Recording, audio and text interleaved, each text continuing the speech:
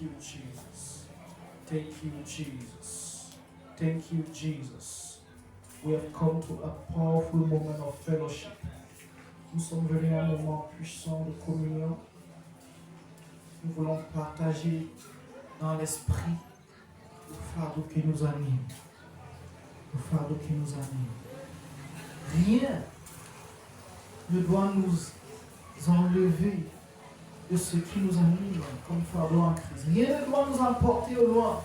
C'est pour ça que nous avons ce moment pour bâtir en nous le focus, pour ne pas être désorganisé, pour rester concentré, afin que quelle que soit la situation, nous restons triomphants.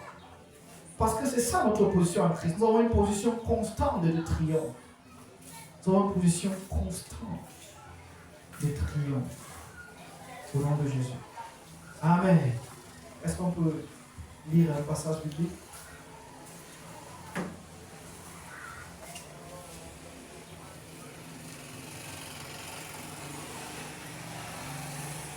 Nous allons passer un moment d'exhortation sur le thème de l'illégitimité non prise en compte dans la grâce. L'illégitimité non prise en compte dans la grâce. Allons dans le livre de Juges, chapitre 11. Juges, chapitre 11.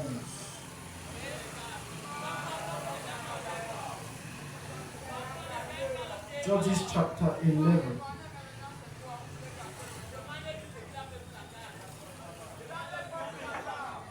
Ça comme la Bible.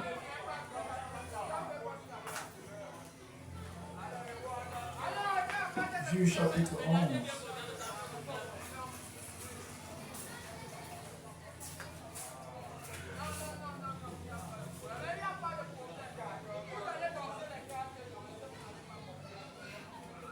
Judges chapter 11. Now we open our Bibles. Look at Judges chapter 11.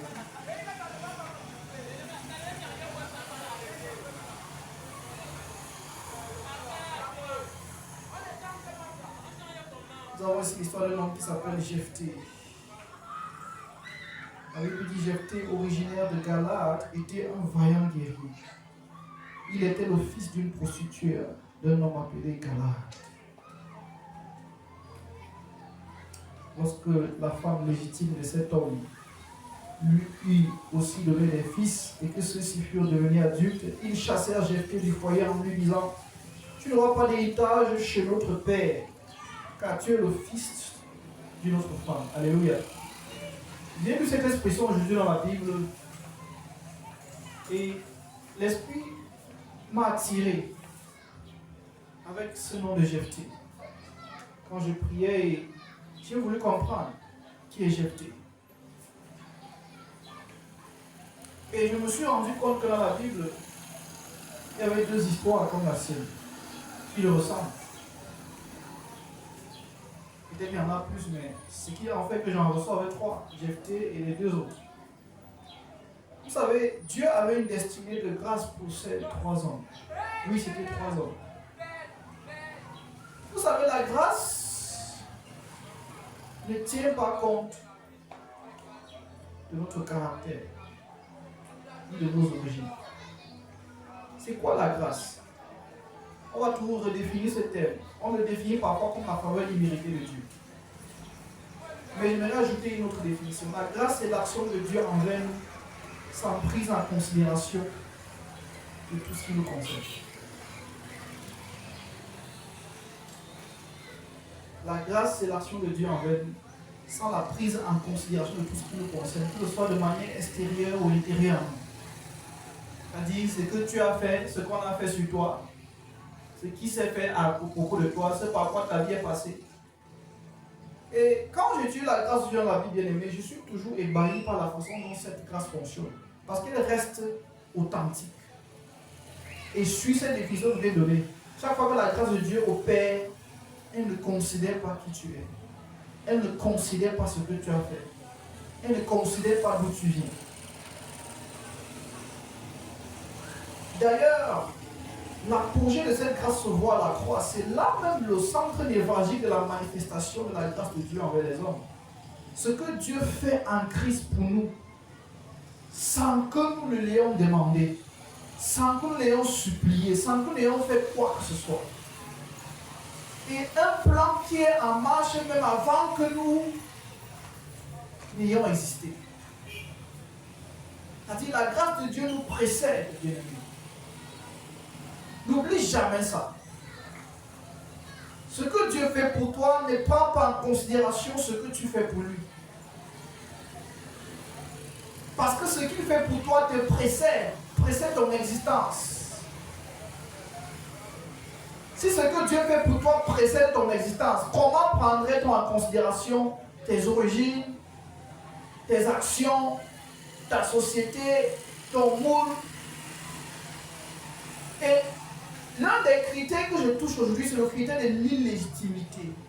Parce que c'est un critère que les gens ont souvent pris pour disqualifier certaines autres personnes de la grâce. On dit que tu n'as pas une bonne souche, tu es illégitime. Ou vous savez, l'illégitimité peut venir de plusieurs manières. Oui, dans ce cas-ci, c'était l'illégitimité parentale. Ça, même la loi, dans un certain cadre, encadre ça. Quand tu n'es pas né d'un mariage en bonne et due forme,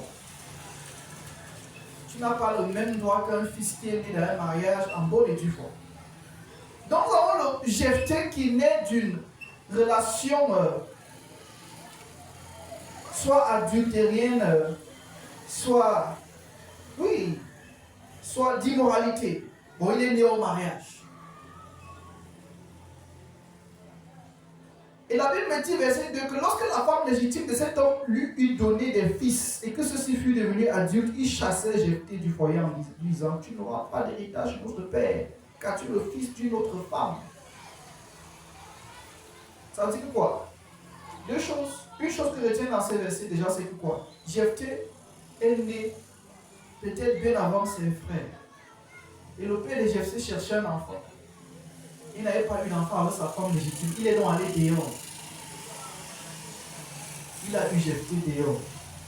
Or, entre-temps, après avoir eu Jephthé dehors, sa femme a commencé à accoucher.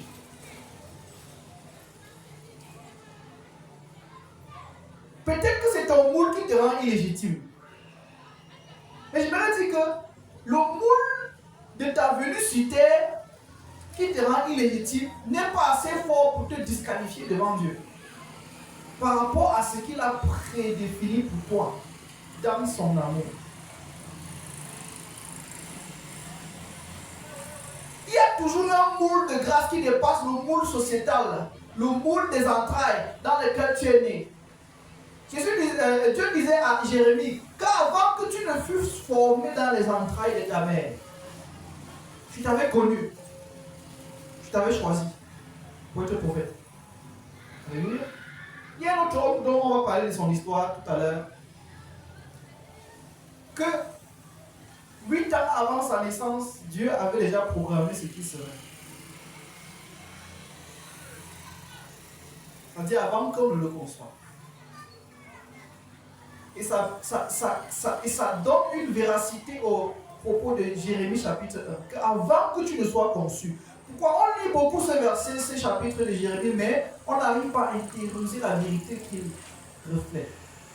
Que le plan de Dieu pour toi a été conçu avant toi, avant ta société, avant tes paradigmes, avant tes traditions, avant tes problèmes, avant tes erreurs. Et ce plan prévaut par l'amour de Dieu. C'est l'amour de Dieu qui est le moteur de ce plan. Ce ne sont pas tes actions, ce n'est pas tes erreurs, ce n'est pas ton moule sociétal. Bien-aimé, la grâce de Dieu dépasse l'illégitimité. Voici le verset 2, la fin du verset 2. Somme Jephthé de quitter la maison parentale. Tu n'auras pas d'héritage chez notre père, car tu n'es pas le fils légitime de la maison. Tu ne sais pas ce qui te rend illégitime. Tu ne sais pas quels sont ces paramètres qui te font croire que non, tu n'es pas légitime pour avoir certaines choses.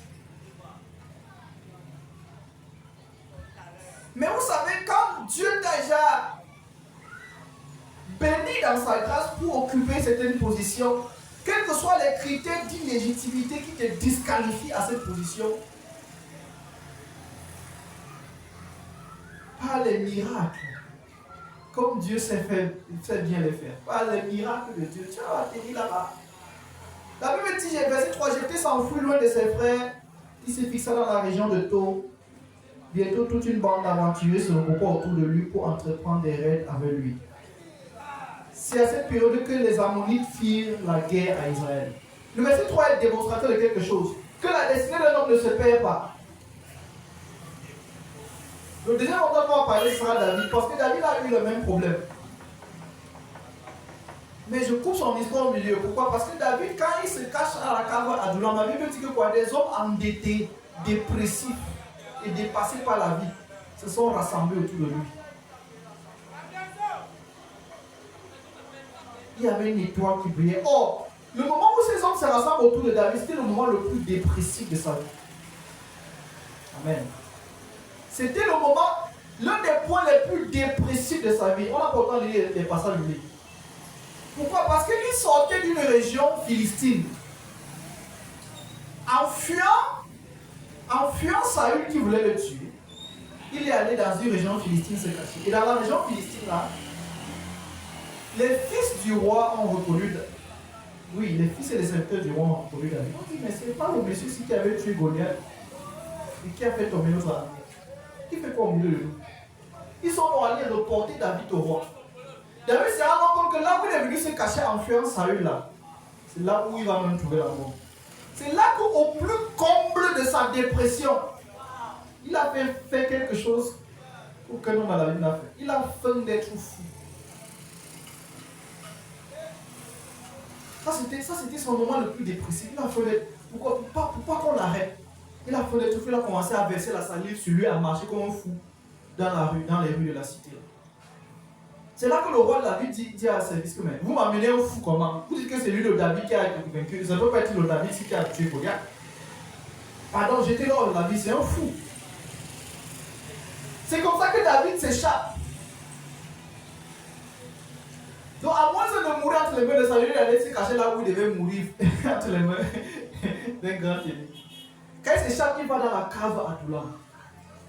La cave Adullam, c'était la cave du déversement de sa dépression. Il était au bout de lui-même. Il ne savait pas où. Il était dépassé. C'est au plus comble de cette dépression qu'il y a des hommes qui sont de nulle part. Des hommes. Des hommes aussi dépressifs que lui, endettés, dépassés par la vie, avec tout type de problèmes. Il vient dire non, regarde. Vous savez, l'illégitimité que les hommes nous donnent ne peut pas peser plus lourd que la grâce qui parle pour nous. Quand la grâce parle pour toi, c'est même pas quand la grâce a toujours parlé pour toi. Il n'y a pas un cas. La grâce a toujours parlé pour toi. La grâce, c'est l'amour de Dieu en action pour toi. Verset 4, ça c'est pendant que les Ammonites firent la guerre à Israël. Quand ils attaquaient les Israéliens, les responsables de Galad allaient chercher Jephthé dans la région de Tob. Ils se souviennent de Jephthé. Mais il y a un homme là qui a une étoile. Il peut nous diriger. C'est vrai, on l'a chassé. On a dit qu'il est illégitime. Verset 6, il lui dit, viens prendre le commandement de notre troupe pour que nous combattions les Ammonites. Jephthé lui répondit, vous m'avez haï et nous m'avez chassé de chez mon père. Comment osez-vous faire appel à moi maintenant que vous êtes dans la détresse? Il reprit, c'est bien pour cela que nous revenons vers toi maintenant. Si tu viens avec nous et si tu combats les Ammonites, tu deviendras notre chef. Après, tu seras la tête de toute la population de Canaan. Jephthé revient par la grande porte. On l'avait chassé par la porte de derrière. Il est revenu par la grande porte. Je ne vais pas dire ça comme une prière ou une déclaration, mais je vais t'informer que la grâce fera toujours que tu reviens. Là où on t'a chassé. Là où tout le monde t'a rejeté. Là où les gens t'ont rejeté comme étant la saleté. Comme étant la poubelle. Comme étant une personne dont on n'en veut pas. Et vous savez, c'est pas comme si j'étais été foncièrement mauvais homme. Tu dis qu'on est illégitime, on n'aime pas. Il n'a pas les bonnes bases, il n'a pas la bonne ADN. Il n'est pas né d'un mariage en bonne et due forme. L'illégitimité peut te faire des choses dans cette vie où tu te dis que mais pourquoi je suis sidetracked? Pourquoi on me met de côté? Pourquoi je suis constamment mis de côté? Dans Somme 51, on lit, dans Somme 51, dans le Somme 51,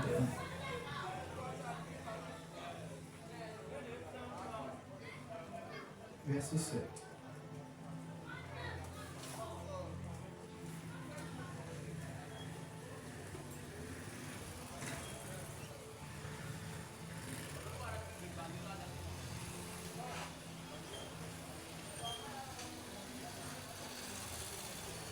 La Bible dit, je suis depuis ma naissance marqué du péché. Depuis quand ma mère j'ai été conçue, le péché est attaché à moi. Une autre version dit, ma mère m'a conçu dans le péché.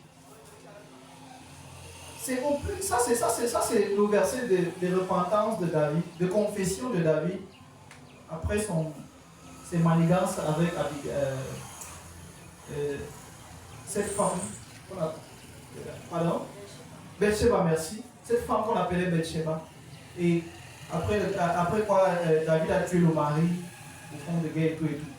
Donc après, il est dans un état de repentance et il donne ce verset qui était déjà quelque chose qu'on pouvait pressentir. Pourquoi? Parce que dans l'histoire, quand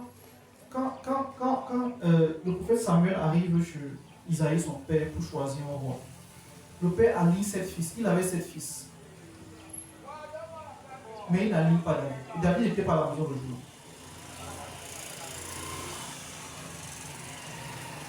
Et Samuel choisit chaque fils. Dieu dit ce n'est pas lui. Il choisit Dieu, c'est pas lui. Dieu dit c'est pas lui.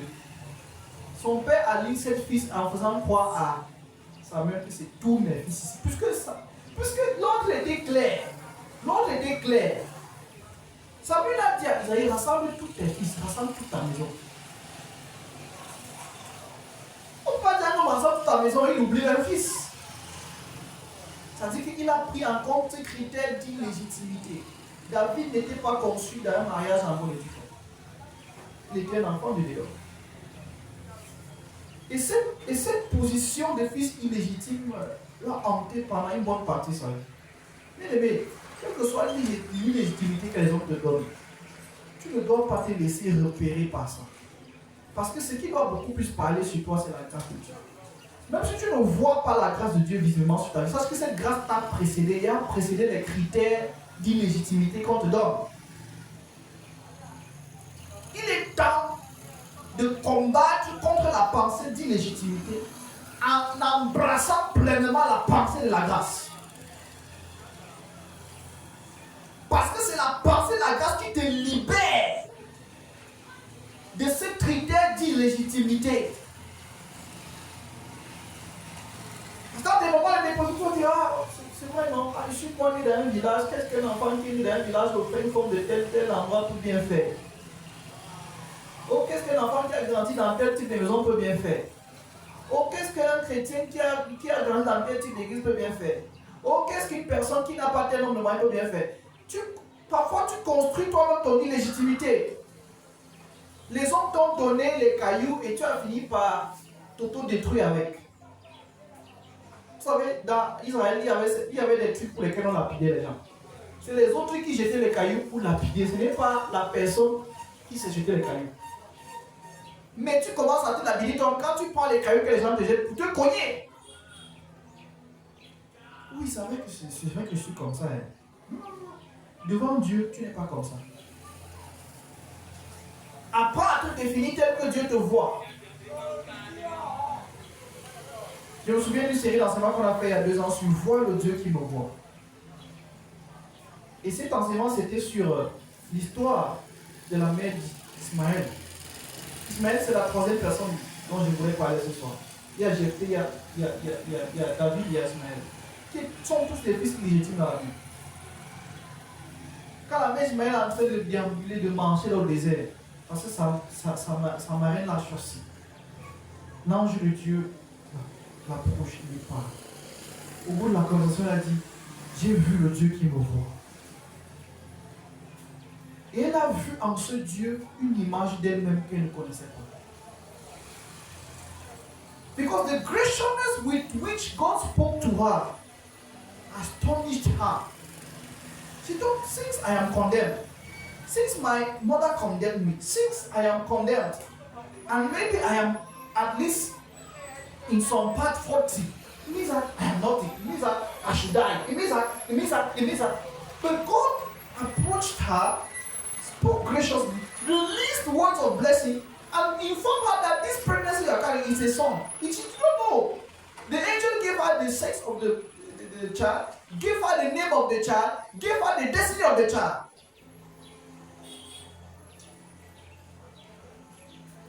What kind of graciousness is this? She saw in God who she was. C'est ça, voir le Dieu qui te voit. Quand tu vois le Dieu qui te voit, tu te vois dans ce Dieu. Tu cesses de te laisser qualifier par les gens qui n'ont pas vu le Dieu qui te voit. Parce que le Dieu qui te voit a une autre manière de te voir, qui n'est pas de ce monde. C'est lui qui dit dans Éphésiens chapitre 1, à partir du verset 1 jusqu'à 3, il dit qu'il nous a bénis de toutes sortes de bénédictions dans les lieux célestes en Christ Jésus-Christ. Nous avons dit qu'une des définitions du mot béni veut dire parler en bien de, donner un descriptif élogieux d'une personne. Donc quand Dieu te dit que tu es béni, quand la Bible dit Dieu t'a béni, ça veut dire qu'il est en train de te donner une descriptif. Ça veut dire qu'il a fini de faire un travail sur toi et il s'est mis de côté, il a dit oh elle est belle, oh elle est merveilleuse. Et vous savez, Dieu ne ment pas. La Bible dit n'est pas un homme pour mentir, ni le fils d'un homme pour se repentir. Donc quand il a en train de te dire un truc, c'est ça. Il a pensé, oh il est juste, oh il est pur, oh il est saint. The way God sees you in Christ is not the way the world will see you. So the way the world will judge you will always be anti-Christ. You cannot afford to accept the way your environment is judging you. Even oftentimes your brothers in Christ. Parfois tes frères en Christ te jugent mal. Que ce soit à tort ou à raison. Que ce soit à tort ou à raison. Je le dis bien. Parce que ces trois hommes que je cite là n'étaient pas exceptés de défauts. Ce n'étaient pas les hommes qui étaient des saints. Ismaël n'était pas un saint, ni Samuel une sainte. Jephthé n'était pas un saint. Et David non plus. L'histoire nous montrera David n'était pas un saint. No, it's not because they were righteous. Mais ils ont appris à identifier et accepter la grâce. Que donc, when grace is speaking to me, all what I have to do is to humble and receive. Stop saying no, I'm not righteous, I'm not qualified. No. Even the fact of saying it is pride. Nous avons étudié ça dans la foi qui justifie. Nous avons pu parler du cas d'Abel et de Caïn. C'est des longs enseignements. Donc, David est choisi. Allons dans 1 Samuel 16. 1 Samuel 16.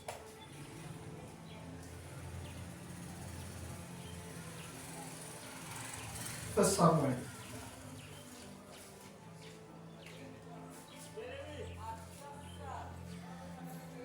Verset 1, la Bible dit, l'Éternel dit à Samuel, combien de temps encore vas-tu pleurer sur Saül alors que moi je l'ai rejeté pour lui retirer la royauté sur Israël? Remplis ta corps de Dieu et va à Bethléem, je t'envoie chez Isaïe, car je me suis choisi pour voir un homme parmi ses fils. Voilà parole, l'instruction. Et Dieu dit à Samuel que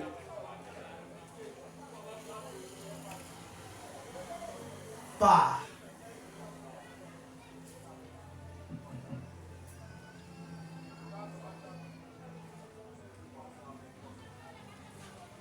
Et vous savez, Dieu avait rejeté Saül. Saül même c'est un autre sujet. Parce que même après que Dieu rejette Saül, la royauté reste à Saül jusqu'à sa mort. Saül n'a pas fait moins de 40 ans de règne. Pour vous dire que la grâce de Dieu parle, même au milieu de nos erreurs. Saül aurait pu perdre le trône et la vie directement après que Dieu l'ait désavoué. Mais la grâce de Dieu. Et l'un des démembrements de la grâce de Dieu, c'est ce qu'on appelle sa compassion. Ça, long suffering. En français, on appelle ça quoi, long suffering? Sa patience. Il y a un mot là qu'on dit longanimité ou c'est quoi là? Donc, magnanimité. Dieu est resté patient envers Saül. Malgré que Dieu l'avait rejeté. I saw grace speaking everywhere, even towards the wicked. Grace was speaking. Saul came the throne. King Saul came the throne. À 2 ans dans le trône, Dieu l'avait requis. 2 ans. Quand Dieu l'avait régné, il avait à peine 2 ans au trône. Il a continué donc à accumuler erreur sur erreur. C'est à ces 2 ans dans le trône, Dieu le renie et Dieu lui dit, la royauté que tu as là, tu as perdu ça. Tu as perdu ça. Je vais retourner dans 1 Samuel chapitre 13. 1 Samuel chapitre 15. Ça lui dit, un jour Samuel dit à Saül, c'est moi que l'Éternel a envoyé pour te confier l'onction qui t'a établi roi d'Israël. Maintenant donc, écoute les paroles de l'Éternel. Voici ce que dit l'Éternel. J'ai décidé de punir Amalek. Va les attaquer et voler à moi. Saül part, il fait ce qu'il veut. Il tue certaines personnes, il garde le roi vivant, il garde les animaux vivants, il prend le butin de guerre. Alors que ce n'est pas la situation qu'on a de nous. Voilà, à partir du verset 10, l'Éternel parlait à Samuel et dit, je décide, verset 11 de 1 Samuel, je décide d'annuler ce que j'ai fait en établissant Saül roi, car il s'est détourné de moi et il n'a pas tenu compte de mes ordres. Samuel en fut bouleversé, il implora l'Éternel toute la nuit. Vous savez pourquoi Samuel a beaucoup prié pour Saül? Pourquoi? Parce que Dieu lui avait montré toute la génération qui devait succéder, qui devait sortir de Saül. C'est même cette génération qui devait porter beaucoup de prophéties messianiques. Parce que Dieu avait promis à Saül la perpétuité sur le trône. Donc c'est pour ça que quand Dieu a commencé à dire à Samuel que ça va, Samuel a prié, il a prié.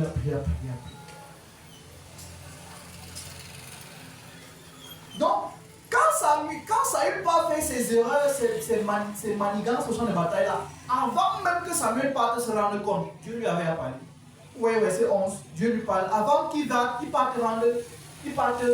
voir Saül pour avoir le compte rendu de la guerre. Avant qu'il parte voir Saül, Dieu lui avait dit que je suis pas lui. Et ça, c'était à peine 2 ans.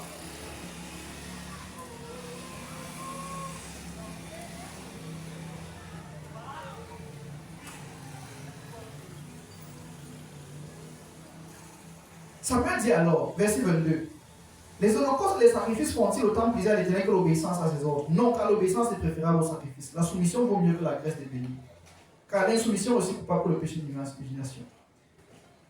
Et la désobéissance aussi grave que le péché d'idolâtrie. Puisque tu as rejeté les ordres de l'Éternel, l'Éternel aussi te rejette et retire la royauté. Verset 23. Non, répliqua Samuel, je dirai par le toi, car tu as rejeté les ordres de l'Éternel, c'est pourquoi l'Éternel te rejette aussi, te retire la royauté d'Israël. Quand Samuel s'est retourné pour partir, Saül le saisit sur le pan de son manteau et le morceau fut arraché. Alors Samuel lui dit, c'est ainsi que l'Éternel t'arrache aujourd'hui la royauté pour la donner à un autre qui est meilleur que toi. Sois un certain, celui qui est la gloire d'Israël ne manque pas et ne se retractera pas, car il n'est pas comme un être humain pour se rétracter. Amen. Voilà ce que... Ça, c'est 2 ans au trône, chronologiquement parlant. Samuel dit, c'est ainsi que l'Éternel t'arrache la royauté sur Israël pour te donner à un autre qui est meilleur que toi. C'est dans environ 15 ans que Dieu, quand David est choisi, il a environ 15 ans. Il est adolescent. Il est adolescent. Avec les calculs que j'ai faits, grâce à beaucoup de théologiens, cet événement se passe 8 ans avant la naissance de David. 8 ans avant la naissance de David. Donc avant que Les parents de David ne pensent que bon, ils vont concevoir l'enfant et accoucher. Peut-être même qu'ils ont conçu l'enfant par erreur. Peut-être le père était en train de faire ces choses dehors, l'enfant est entré.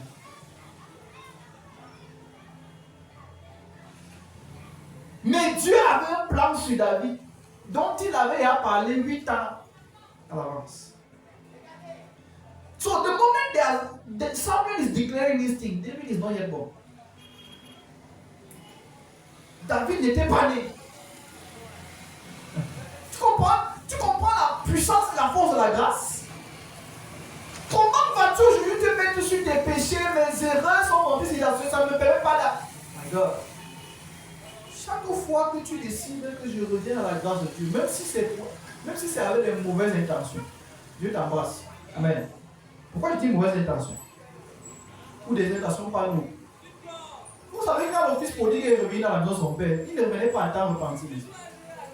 Ce n'était pas la repentance. Il avait façonné un discours pour pouvoir leurrer son père. Pour que son père lui donne quand même une place de serviteur. Il n'avait nulle part eu l'intention de réellement dire ouais, I'm sorry. La Bible dit qu'il a vu les cochons manger la nourriture, il a eu envie de manger la nourriture. Et il a dit ouais, il y a beaucoup de serviteurs dans la maison de mon père qui ont beaucoup plus à manger que ça. Nulle part il a dit que ouais, je regrette d'avoir vidé la fortune de mon père. J'ai peur, je regrette d'avoir vraiment mangé l'âme de mon père. Je regrette d'avoir. C'est des choses que j'ai commencé à étudier. La Bible avec certains hommes de Dieu. J'ai commencé à comprendre certains écrits. J'ai commencé à comprendre que waouh, cet enfant n'était pas vraiment en train de se repentir. Il était en train de faire un calcul de repositionnement pour avoir le mangement. Pour avoir de quoi manger. Mais vous savez, son père l'a vu au loin. Venir. Son père n'avait pas laissé s'expliquer. Son père l'avait revêtu de tout. Les honneurs, la grâce, les ceci, les cela. Vous te dites quoi? La grâce de Dieu sur ta vie ne parle pas en fonction de tes actes. Chaque fois que tu décides d'ouvrir ton cœur, il agit. Aussi simple que ça. That's why he said, come as you are. There's this song by CC One. I say, come as you are, don't change your heart. Don't try to change something on yourself. Just come as you are. Just come as you are. Because God's plan will speak. Come as you are. Come as you are. Come as you are. Donc, c'est ici que Dieu dit, il a donné le trône à un autre meilleur que toi. Alors dans Genèse, pour lui quand même, on va prier. Genèse, chapitre 3, chapitre 21.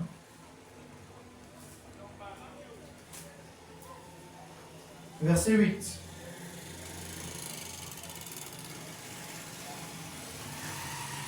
À partir du verset 8, l'enfant grandit, Sarah cessa de l'allaiter. Le jour où l'on se voit Isaac, Abraham fit un grand festin. Sarah fit un grand festin. Sarah vit le fils qu'Agar l'Égyptien avait donné à Abraham taquiner Isaac.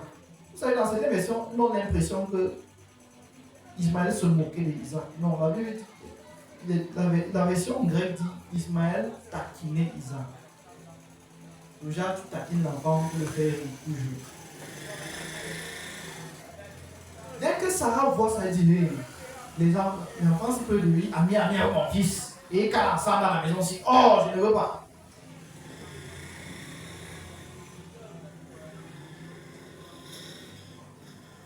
Alors elle dit à Abraham, chasse cet esclave et son fils, car celui-ci ne doit pas partager l'héritage avec mon fils Isaac. Alléluia. Vous savez, l'histoire d'Ismaël a commencé à m'intéresser.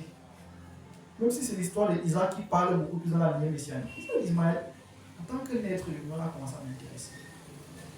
Ismaël était un enfant rejeté dès le départ. Et l'ange qui parle à Agar avait prédit ça. L'ange avait donné une prophétie solide sur Ismaël. L'ange avait dit qu'il tiendra au milieu de ses ennemis. Il sera opposé de tous, mais il tiendra. I loved it. Quand j'ai lu le passage, I loved it. Quoi, un homme qui est combattu de partout, mais qui tient, c'est un homme qui a la grâce de Dieu.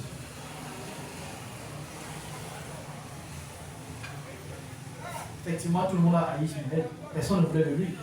Mais il a tenu, il est devenu riche, il a grandi. Il y a toujours un plan pour tout. Hein? Si on entend l'eschatologie, on va voir les choses. Il y a toujours un plan de Dieu pour tout ce qui est fait. Donc, chasse cet esclave et son fils car il ne doit pas partager l'héritage dans l'office. Il ne doit pas partager l'héritage.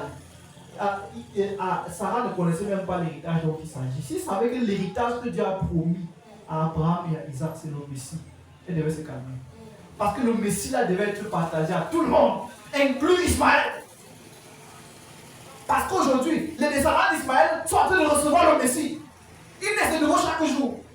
Ainsi que les descendants d'Isaac. Tout le monde a été confié du Messie.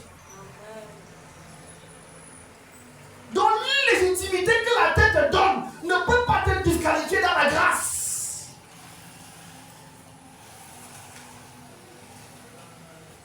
C'est pour ça qu'elle a commencé à bavarder. La Bible dit que ça a beaucoup affligé Abraham. Parce qu'Abraham savait, Abraham comprenait ces choses-là. Il savait que le salut va venir un jour et ce sera pour tout le monde. Ça pas seulement pour Marie. Mais Dieu a dit laisse faire. C'est pourquoi Dieu dit laisse faire. Quand Dieu dit à Abraham, au verset 12, que laisse faire, ne t'afflige pas. Laisse faire. Pourquoi? Parce qu'il a sa part de destinée qu'il a tracée pour Ismaël. Donc, quelles que soient les disqualifications qu'on donne à Ismaël, Ismaël va prospérer. Ismaël vous prospère. Chassez-le où vous voulez. Qu'il parte. D'ailleurs, il a vécu au désert, il a prospéré. Qui part vivre le lien par Donia, il a vécu au désert, il a prospéré. J'aimerais qu'on prie ce soir avec nous. No matter the legitimacy that is speaking over you, the grace of God is speaking louder. The grace of God spoke before the illegitimacy.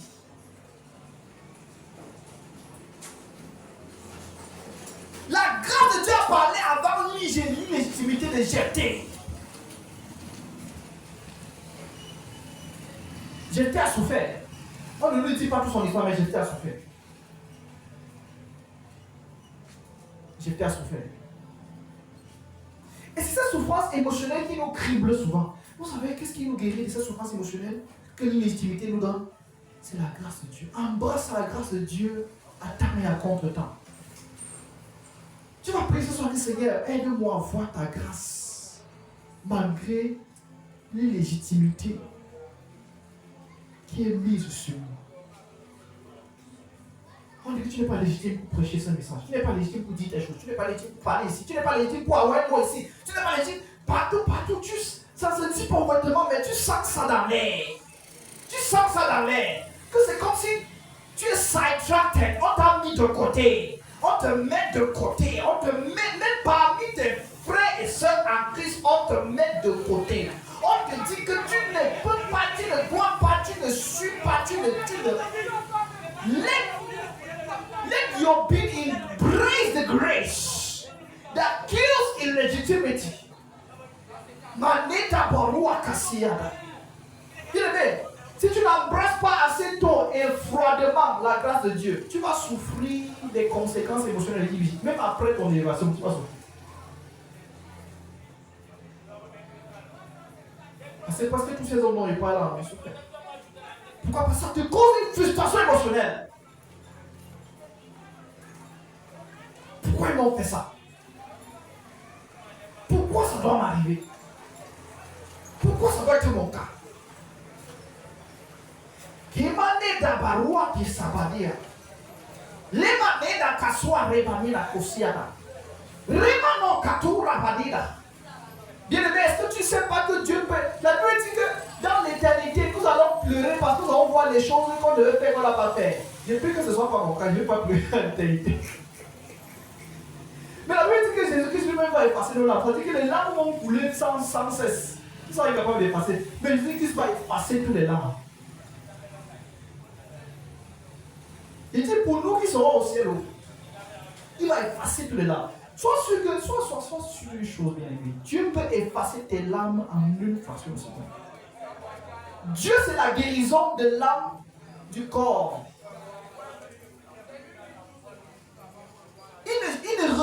seulement l'esprit. Il guérit l'âme, il guérit le corps. Il y a des choses que Dieu guérit l'âme et le corps. Dieu va te guérir à tous les niveaux. C'est ça que la grâce de Dieu fait. La grâce de Dieu ne va pas seulement te donner l'argent pour te restaurer financièrement. La grâce va se rassurer toutes les souffrances et les blessures émotionnelles sont également éradiquées. Cette grâce de Dieu peut guérir les souffrances et les blessures émotionnelles engendrées par l'illégitimité. Manira basuka iba. Manotaria kasupa lena rakia katu.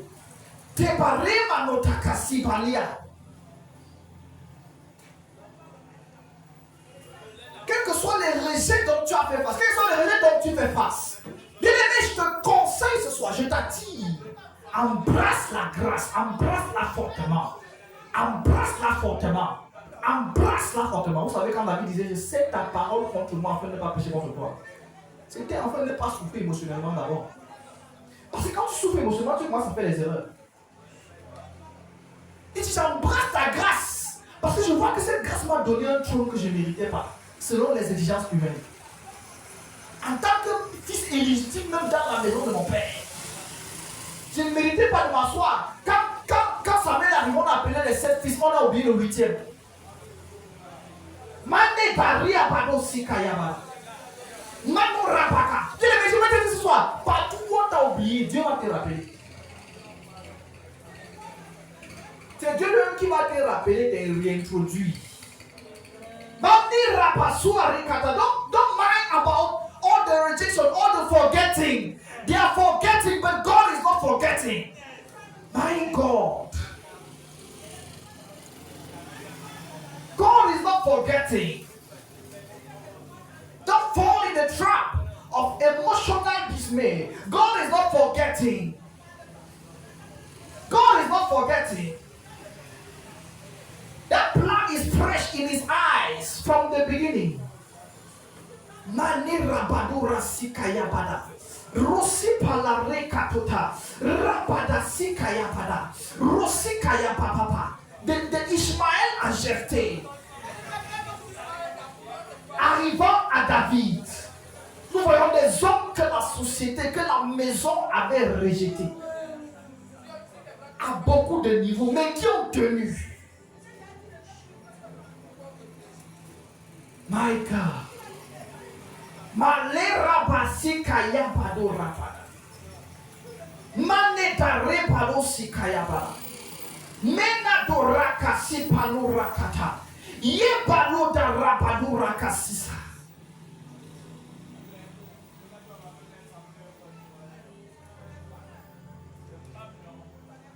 Maneta ria sikayabala.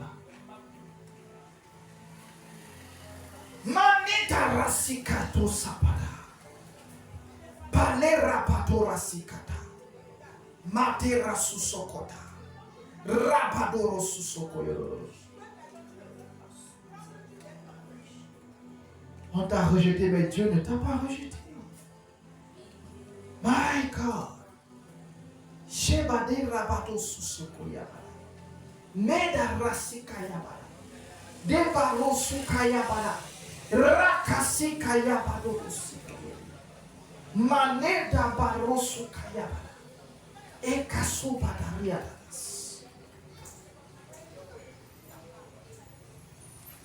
Adora kasi palera bada. Là où on est en train de dire tu ne mérites pas, sache que tu n'as pas besoin de mérite, forcément. Bien-aimé, bien-aimé. Je te dis un peu pendant que tu pries. Beaucoup de grands dans ce monde sont devenus ce qu'ils sont devenus pas par mérite. Il faut lire les histoires entre les lignes. Il y a beaucoup qui ont reçu des grâces terribles. Des grâces terribles. Je comprenais pourquoi l'Ecclésiaste disait que la course n'appartient pas à ceux qui courent vite.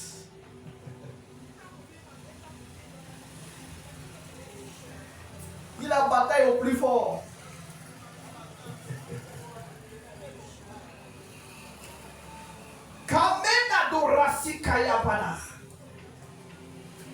Ne sois pas frustré parce que tu vois certains gens grandir subitement. C'est pas tout parce qu'ils ont fait un truc bien aimé. C'est pas tout parce qu'ils ont fait un truc. Tu te dis que non, il faut que je fasse. Discover the flow of grace in your life. I want you to pray this evening that, Father, let my eyes be open to your flow of grace. And let me stop depending on my works, on my merits. I need to have this paper in order to succeed in my life. I need to have this certificate. I need to have this opening. I need to have this in order to deserve the success. No. Makati rabadura kaya. Madera kasukayibada. Manera badasikaya. Follow the lifting of the Lord. Don't follow the lifting of men. Mena rua padira kasisabada. Rebabodo sukayabada. Rekatota bariataka. Rababado sikeyebede. When men are saying there's a casting down, God will say there's a lifting up.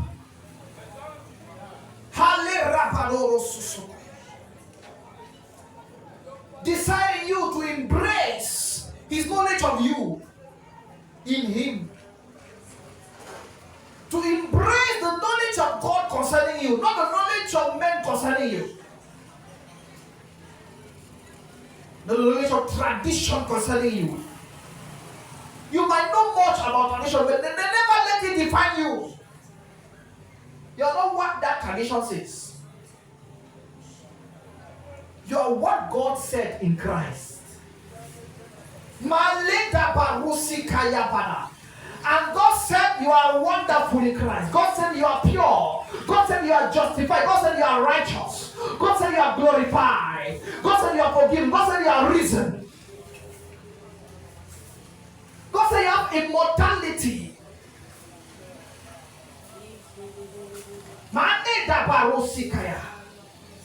That's why he said, hey, 1,000 by your side, 10,000 on the other side. But you keep standing. You keep standing.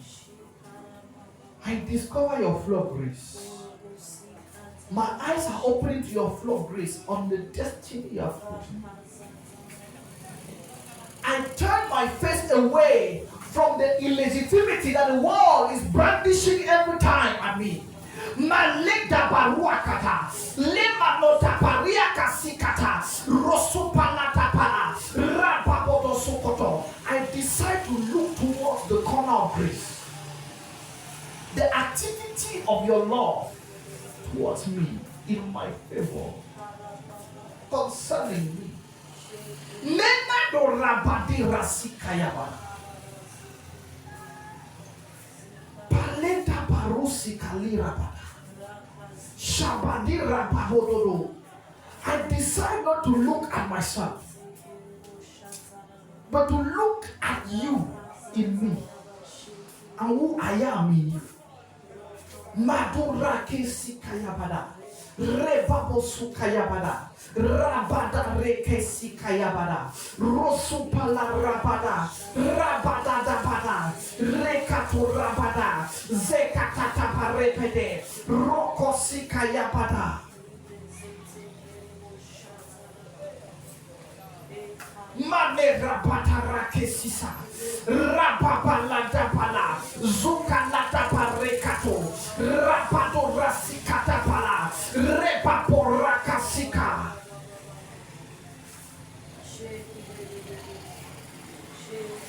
Oh, my God! Tu te souviens du verset qu'elle avait écrit dans les Psaumes? Que l'Éternel m'a secoué du trou sans feu. Il parlait, il prophétisait du Messie sans savoir qui prophétisait. Il utilisait son expérience professionnelle et en parlant de son expérience personnelle, Dieu a utilisé sa voix pour parler du Messie. Il a réellement été dans un trou sans feu. Il est venu sur les autres sans savoir que c'est moins 13 ans de dépression, 13 ans de fugitif, 13 ans de vie où il ne savait pas s'il va mourir ou s'il va vivre. Il était dépassé par les événements, coincé à tous les niveaux. Quand il écrit ce verset, quand Seigneur, tu m'as délivré du trou sans feu, tu as établi mon pied sur le roc. Ma létaba, il sait de quoi il parle. Mais t'arrives par l'eau. Déjà, tu tombes, tu crois que tu as fini de tomber, tu tombes encore. Tu ne fais que t'enfoncer. Je crois que l'épreuve, c'est la dernière. Tu vois qu'il y a des preuves plus menaçantes. À un moment donné, tu perds la tête, tu deviens fou. Il a raison de jouer au fou parce qu'il devenait fou, il perdait la raison. C'est quoi ma vie? C'est quoi ma vie? C'est toute la royauté là sur moi. C'est quoi ma vie? Tu ne peux pas vivre. Tu ne peux pas avoir une maison tranquillement quelque part et vivre. Je passe ma vie en partie de village en village, de désert de brousse en brousse. Malita parua kata. But there is a word of grace speaking over you that will not let you go. Manira kasi palira mano. Rasika ya bala. Nena dira bala. Shema na katura kata. Nenda repa lodra kasisi. Nenda repa lodra bala. Sepa lera kasu sokoya. Rabapotati sapada. Alekatotariapa. Lepalarapakasa.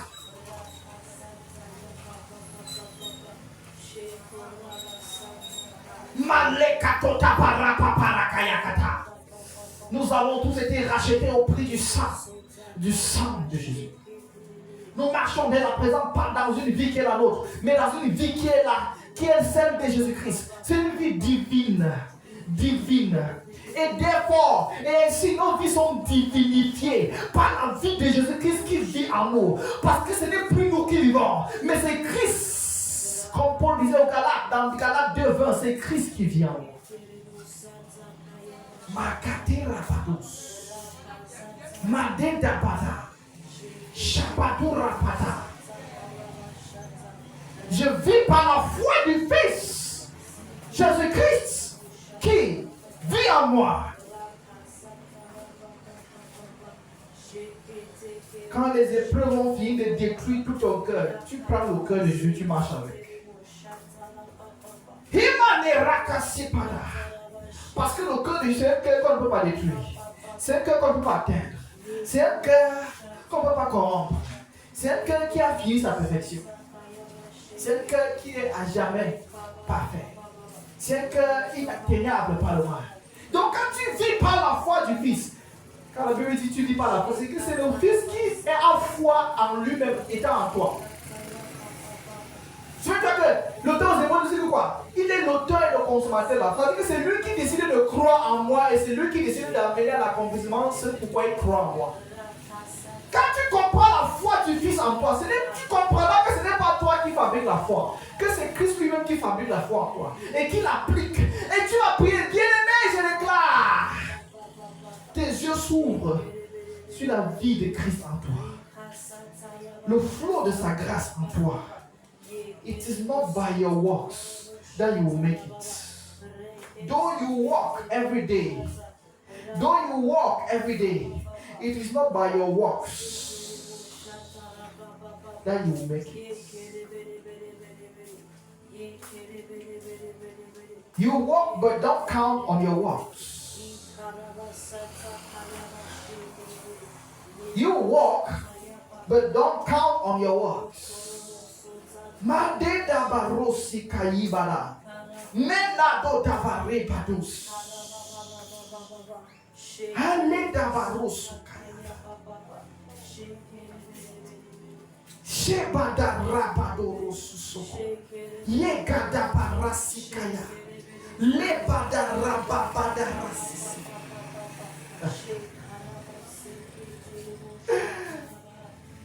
Sarah dit, ce fils n'héritera pas avec mon fils. Elle oubliait qu'avant qu'elle dise ça, Dieu avait à déclarer sur ce fils. Avant qu'elle ne déclare que ce fils n'aura pas d'héritage, Dieu lui avait donné un héritage. Don't people refuse you their heritage, it does not remove the heritage of the Lord over you. Mane da barusi kaya bada. Mano da bare bada kaya. Mena da ripa tu rasisa bada. Mena da baripa tu rasisa bada. Ripa da de rapata. Rabadosika. Asuka rebada. Rabadosuka ya Rakasusa pala rekatoto. Rabada rakasikaya bada. Rosu pala rakasikaya bada. Lade daba rosu sokototo. Mane dabara. Zekata parokoto. Rabada. Zeke rapata. Zobade rapata. Zeke rapata. Rababo supala. Rekato sapale rakata. Repalo dabale kase. Bien-aimé, quand la grâce de Dieu a écrit ton histoire, et je dis bien écrit ton histoire, Dieu est le seul bibliographe qui écrit ton histoire avant que tu naisses. My God. La grâce de Dieu a écrit ton histoire avant que tu ne naisses. Quand la grâce de Dieu écrivait ton histoire, la grâce de Dieu n'a pas fait que cette histoire va dépendre de ta personnalité, de ton tempérament, de tes échecs, de tes vies émotionnelles, de tes manques. My God.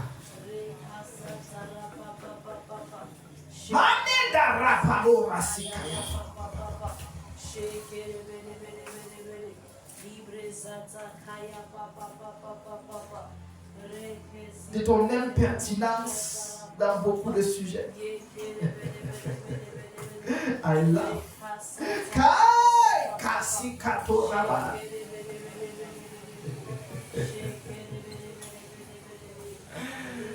Hey, shebadaria la kasi sabada. Manedabada. Manedabare kasisa. Menadora papa. Laisse Christ briller en toi. Tu verras le monde autrement. J'entends ces paroles. Laisse Christ briller en toi. Tu verras le monde autrement.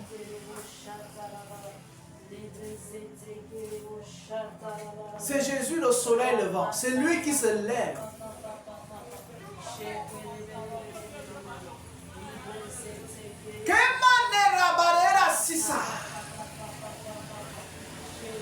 Avant tout commencement, c'est lui qui se lève.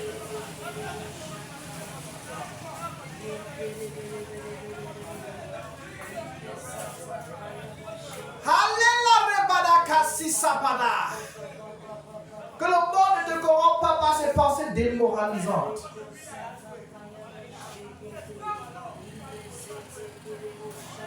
C'est Manoda, si Dieu te dit tu vas prospérer dans ce pays, ne pas regarder les infos. Les infos vont te démoraliser. Kaleda barebana kasi sabala. Yemanoda rabadados.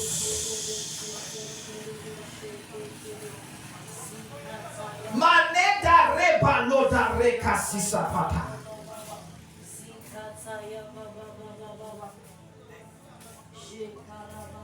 Parce que la matière première que Dieu utilise pour fabriquer les choses dans ce monde n'est pas visible. C'est une matière première invisible. C'est ça que le Hébreu dira que quoi? Les choses que nous voyons ont été faites des choses que nous ne voyons pas. Maneda baros, la matière première de ton existence n'est pas visible. Toi-même tu ne l'as pas encore vu. Mais Dieu veut te la faire voir. Dieu veut que tu vois la matière première qui façonne ta vie, qui façonne ta destinée, qui te façonne en lui. Hey, cette matière première que beaucoup autour de toi n'ont pas vue. Maïka, Shebadaruka Sikayabada, Menado Rabada, Rabada Sikaya, Rosukaya Bada, Rabapapa.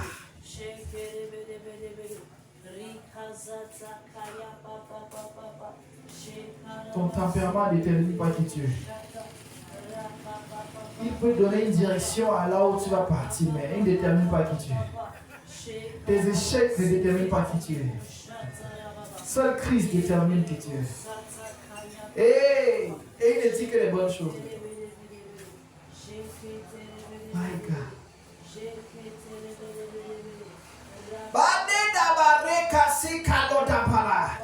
Bien-aimé, souviens-toi du premier jour où Dieu rencontre Pierre. Jésus rencontre Pierre.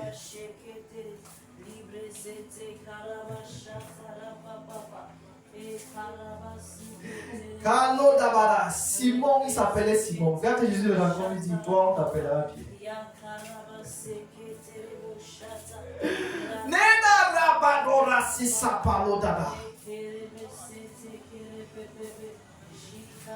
Manega Rabadara, Zekato Rabada, Rabada Rapa, Zapala Rapata, Rapatoto Rapapapa, Rapapapa, Resikatapara, Yapalo Rapapa, Rapata Rosu Sekete, Rapapapa, Zekeroto Suse.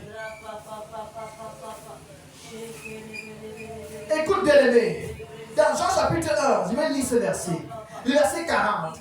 André, le frère de Simon-Pierre, était l'un de ces deux hommes qui, sur la déclaration de Jean, s'étaient mis à suivre Jésus. Il alla tout d'abord voir son frère Simon et lui dit, nous avons trouvé le Messie, ce qui veut dire le Christ. Et il le conduisit auprès de Jésus. Jésus le regarda attentivement. Quelqu'un dit attentivement. Jésus le regarda attentivement. Qu'est-ce que Jésus a percé la destinée de Pierre? La première fois que Jésus voit Pierre. Vous savez, la rencontre au lac de Galilée, ce n'était pas la première fois. La rencontre au lac de Galilée où Jésus multiplie le poisson, ce n'était pas la première fois. C'est la première fois, c'était dans Jean chapitre 1, le verset 41.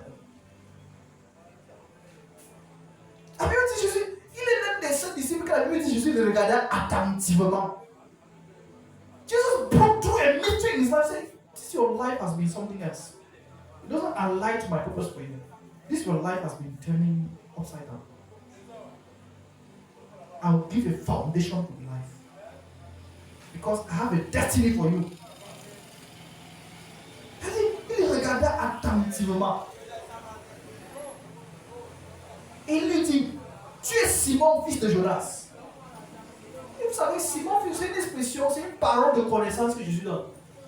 Personne n'avait dit à Jésus-Christ que son père s'appelait Jonas. Donc il donne un descriptif.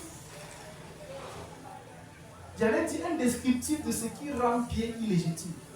Il dit que tu es Simon. Cette expression pose toute son histoire. Pourquoi? Parce que dans toute la Bible, tu vas souvent voir l'expression Simon Bar-Jonah. Il dit Simon, fils de Jonas. Simon, fils de Jonas. Il y avait quelque chose sur ce Jonas-là qui affectait Simon négativement. Il y avait quelque chose entre ce Jonas et ce Simon. Et là où ils ont grandi. Il y avait quelque chose entre le père de Simon et lui-même. Et là où ils ont grandi. Donc, on dit que tu es Simon. Quand il dit que tu es Simon, il dit que bon, le monde a dit que tu es Simon, fils de Jonas. Tu es Simon, fils de Jonas. Eh bien,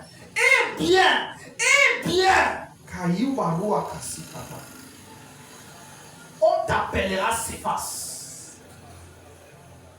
Et vous savez ce que ça me dit? You know what it is. C'est une révélation.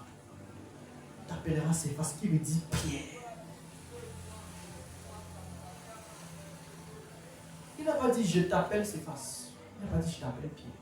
Il dit on t'appellera. Il est en train de donner un ordre à l'univers. Quand Dieu parle, tout obéit. Quand Dieu parle, tout obéit. Même les poissons obéissent. Il dit, on t'appellera Pierre. Il dit, l'œuvre que je vais faire dans ta vie, les hommes ne vont même pas te demander comment tu t'appelles. Ils vont commencer à t'appeler, tu es une pierre. Parce que tu es solide. Nous avons vu ça se manifester dans la vie de Pierre. Pierre, elle disait qu'il a le plus souffert. On va dire qu'il était instable, mais il a fait une œuvre que beaucoup d'apôtres n'ont pas fait. Il avait son flot d'erreurs, mais il avait ses problèmes. Hein? Quand Dieu lui dit d'aller prêcher l'évangile, d'aller parler, il refuse. Mais il a accepté. Dans la vision, il a refusé, mais après, il a accepté. Il a tous ces problèmes de mentalité juive et consorts, mais ça n'a pas empêché que Dieu l'utilise comme une pierre. Là où on devait l'écraser, il est resté debout, on ne l'a pas écrasé. À plusieurs circonstances, on devait le tuer, on devait le finir. Il a régné. Il est resté une pierre solide. Tu n'as pas besoin de demander son nom. Quand tu le regardais passer, tu disais non. Comme s'il ressemble à une pierre. Il est aussi solide qu'un roc. Avant ça, il était comme un bout de papier. Le vent emportait.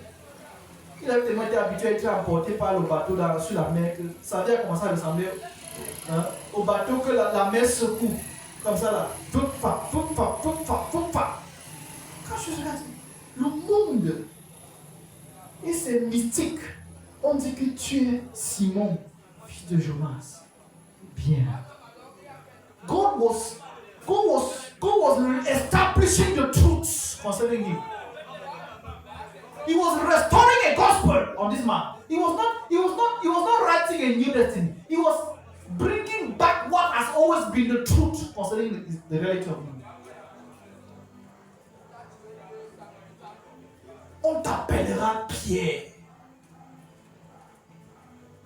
Tu vois que dès le départ, donc dès que il est devenu le chef des apôtres, dès le départ, je lui assure que ce sera le dirigeant ici. Oh, il était l'un des disciples qui a le plus fait les erreurs de leadership. Il est l'homme qui a le plus fait les erreurs. En matière d'erreurs de leadership, celui qui parle à tout va, qui est toujours en train de dire que faisons comme ça, qui est en train de discuter les positions, qui est en train de. Donc en matière de leadership, sur 10, il était à 0 sur 10. Mais dès le premier jour où je suis posé les yeux sur lui, il redessine les cartes. Il ramène à l'existence ce que les gens avaient enterré sur lui. Il ramène la destinée de l'homme à l'existence. Il dit, j'étais forgé pour être une pierre. Mais on a malaxé ta vie pour que tu sois léger. J'étais forgé, je sais ce que j'ai mis en toi. Je sais ce que j'ai installé en toi. L'environnement, ta famille et les fondations ont tout fait pour que tu deviennes un homme léger. Pour que tu deviennes un homme dépressif. Pour que tu deviennes un homme sale. Pour que tu deviennes un homme qui va à tout va. Mais voilà, laisse-moi t'informer. Laisse-moi te dire que dans les repères de ma grâce, voici ce que j'ai fabriqué en toi. Et ça tient jusqu'à présent où je te parle. Ça tient. Je t'ai fabriqué que tu sois leader des apôtres. Tu n'as rien un leader, c'est vrai. Mais tu es. Kamane Rabasu Kayada. Will you abandon what your CV is saying of you? Will you abandon it and embrace what Jesus is saying of you? Quand Jésus parle, l'univers obéit. On t'appellera Pierre.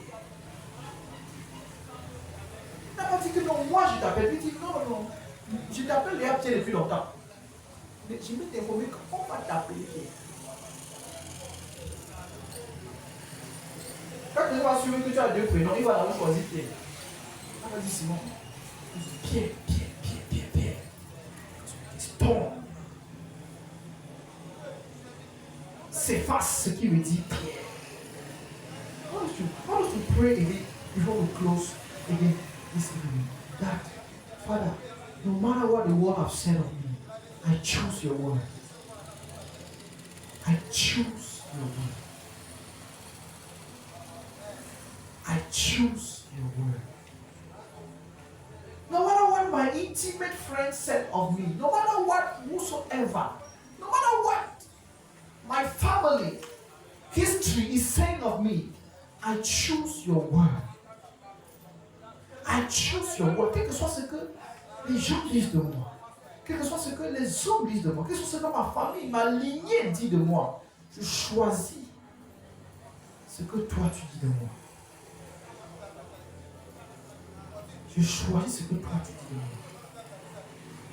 I choose what you say of me. Ibaradi kasisa padu. Nena rabado sikayada. Il y a un recalibrage identitaire qui est en train d'avoir lieu maintenant. Dieu te rappelle qui tu es. I choose your word. I choose your word. I choose your word. Tu es Simon, fils de Jonas. Eh bien, on t'appellera Cépha, ce qui veut dire Pierre.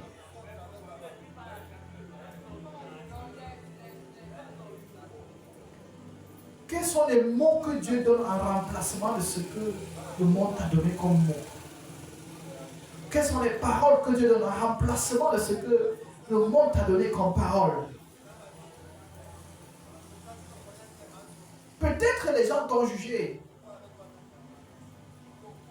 sans avoir un mauvais motif dans le cœur. Peut-être qu'ils l'ont jugé sans se rendre compte. Peut-être qu'ils l'ont fait sans avoir des motifs méchants. Peut-être qu'ils l'ont fait étant réellement méchants. Quel que soit ce qui s'est passé, c'est de l'histoire. Et cette histoire ne peut pas triompher sur l'histoire que Jésus-Christ a écrite de toi avant l'histoire, c'est là. Madera Kaswali. Laisse-toi guérir par les paroles recalibrantes de Jésus. Ces paroles ont existé avant ceux-ci-là. Ces paroles ont existé avant celles qui te démoralisent. Maneda barua tasisa batos. E badera badosi kayabara. Ye manoda baribadasi. Rosu kayabara. Ye badara. Et tu n'auras de satisfaction que dans ces paroles de Christ. Parce que c'est dans la destinée que Dieu trace pour toi que tu trouves ton accomplissement total. Merci Seigneur. I walk in your grace. I walk in your power. I walk in your words concerning me. I walk in your blessings concerning me.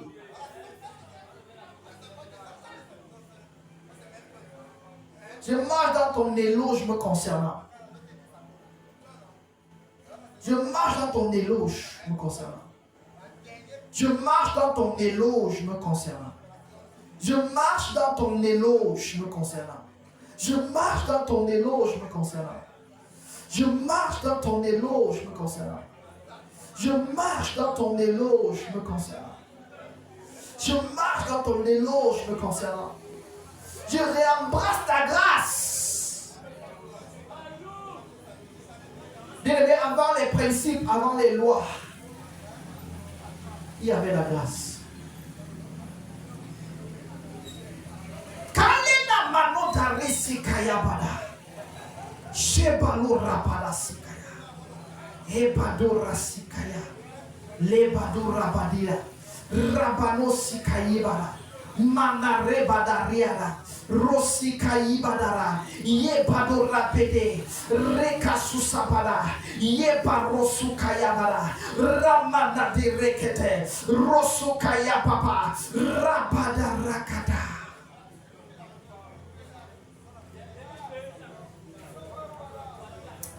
Ah, Zebadira Sikayada. I embrace your grace.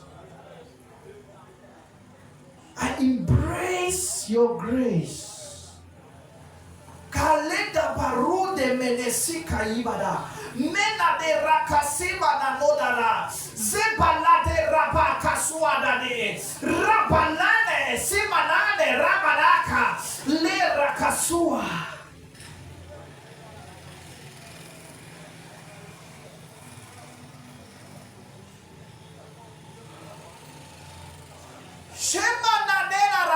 Le jour fait connaître tout ce qui est en toi, déposé par Dieu lui-même.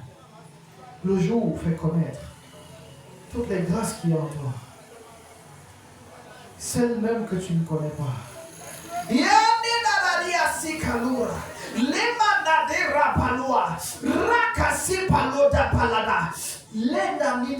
J'entends, il va dire, ne demeure pas à l'entrée de la porte. Entre. Découvre tous les trésors de ma grâce en toi. Ne sois pas la guérite, ne sois pas la réception. Entre. Visite avec moi tous les trésors. N'aie pas peur. Ne dis pas ton cœur, Seigneur, c'est tout la même chose. Ce n'est jamais la même chose. Parce que ce que tu découvres ne te laisse pas indifférent. Ce que tu découvres te transforme. Et ce qui te transforme change ta vie de l'intérieur vers l'extérieur.